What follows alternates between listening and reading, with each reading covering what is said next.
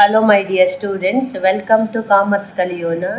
ಇದು ನಿಮ್ಮ ಕಲಿಕೆಯ ವೇದಿಕೆ. ಇವತ್ತು ನಾವು ಮೋಸ್ಟ್ ಇಂಪಾರ್ಟೆಂಟ್ ಕ್ವಶನ್ಸ್ ಆದಂಥ ಗೇನ್ ರೇಷಿಯೋವನ್ನು ಹೇಗೆ ಕ್ಯಾಲ್ಕುಲೇಟ್ ಮಾಡೋದಂತ ನೋಡೋಣ. ನಾನು ಎಕ್ಸಾಂಪಲನ್ನು ತಗೊಂಡು ಬಂದಿದ್ದೇನೆ. ಅದರಲ್ಲಿ ಫಸ್ಟ್ ನೋಡೋಣ.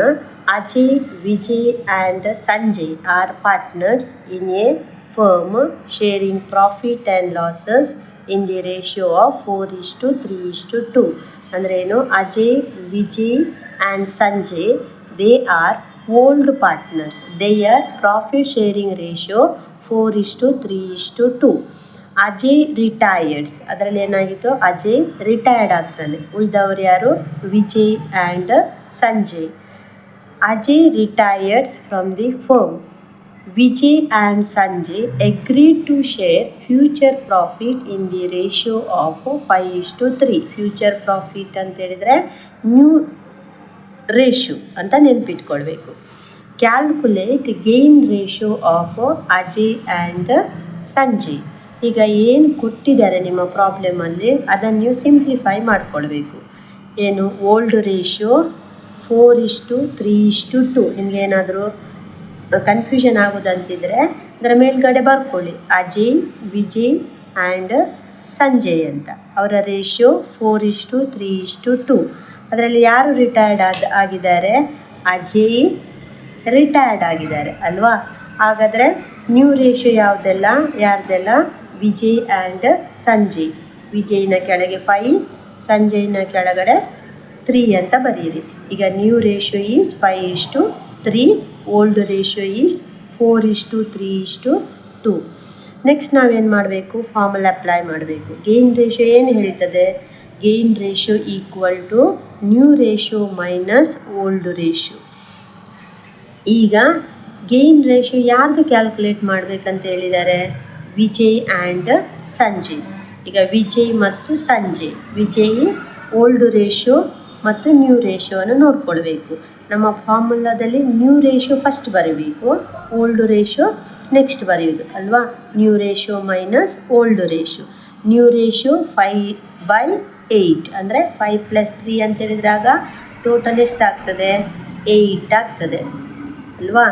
ಅಂದರೆ 5/8 3/8 ಮೈನಸ್ ಓಲ್ಡ್ ರೇಷಿಯೋ 3/9 ಆ್ಯಂಡ್ 2/9. 9 ಹೇಗೆ ಬಂದದ್ದು? 4 + 3 + 2 ದಟ್ ಈಸ್ 3/9 2/9. ಇವರಿಬ್ಬರದ್ದೇ ತಗೊಳ್ಬೇಕು ನೀವು, ವಿಜಯ್ ಆ್ಯಂಡ್ ಸಂಜಯ್. ಅರ್ಥಾಯ್ತಾ? ಈಗ ನೋಡಿ, ಡಿನಾಮಿನೇಟರ್ ಏನು ಈಕ್ವಲ್ ಇಲ್ಲ, ಅದರಿಂದಾಗಿ ನಾವೇನು ಮಾಡಬೇಕು? ಜಸ್ಟ್ ಇಂಟರ್ಚೇಂಜ್ ಮಾಡಿದರೆ ಆಯಿತು. ನಾವು ಡಿನಾಮಿನೇಟರ್ ಈಕ್ವಲ್ ಇದ್ದಾಗ ನಾವೇನು ಮಾಡಬೇಕು? ಅದೇ ಡಿನಾಮಿನೇಟರನ್ನು ನಾವು ತಗೊಳ್ಳುವಂಥದ್ದು. ಕರೆಕ್ಟಾ? ಈಗ ಡಿನಾಮಿನೇಟರ್ ಈಸ್ ನಾಟ್ ಈಕ್ವಲ್. ಈಗ ನೋಡಿ, 8 ಬೇರೆ ಟೇಬಲಲ್ಲಿ ಹೋಗ್ತದೆ, 9 ಬೇರೆ ಟೇಬಲಲ್ಲಿ ಹೋಗ್ತದೆ. ಆಗ ನಮಗೆ ಏನಾಗ್ತದೆ? ಈಕ್ವಲ್ ಆಗಿ ಬರೋದಿಲ್ಲ. ಆಗ ನಾವೇನು ಮಾಡೋದು? ಇಂಟರ್ಚೇಂಜ್ ಮಾಡಿಕೊಳ್ಳುವಂಥದ್ದು. 8ಗೆ 9ಇಂದ ಇಂಟು ಮಾಡಬೇಕು. ಹಾಗೆ ನ್ಯೂಮರೇಟರ್ಗೂ ಕೂಡ 9ಇಂದ ಇಂಟು ಮಾಡಬೇಕು. ಈಗ 9ಗೆ 8ಇಂದ ನಾವೇನು ಮಾಡಬೇಕು? ಇಂಟು ಮಾಡಬೇಕು. ಇಲ್ಲಿ 8ಇಂದ ನ್ಯೂಮರೇಟರ್ಗೆ ಇಂಟು ಮಾಡಬೇಕು. ಆಗ 8 9s 72, 9 5s 45 minus 8 3s 24, 9 8s 72. ಈಗ 45 ಮೈನಸ್ 24 ವಿ ಆರ್ ಗೆಟಿಂಗ್ 21. ಕರೆಕ್ಟಾ? Divided by 72. ಹಾಗೆ ಸಂಜಯ್ಗೂ ಕೂಡ denominator is not equal, so just we are interchanging the denominator. ನಾವು 8ಗೆ 9ಇಂದ ಮಲ್ಟಿಪ್ಲೈ ಮಾಡಬೇಕು, ಇಲ್ಲಿ ಕೂಡ 9ಇಂದ ಮಲ್ಟಿಪ್ಲೈ ಮಾಡಬೇಕು, ಇಲ್ಲಿ 8ಇಂದ ಇಲ್ಲಿ 8ಇಂದ ಮಲ್ಟಿಪ್ಲೈ ಮಾಡಬೇಕು. 9 3s 27, 8 2s 16 ಡಿವೈಡೆಡ್ ಬೈ 72. ನಾವು after minus we are getting 11/72.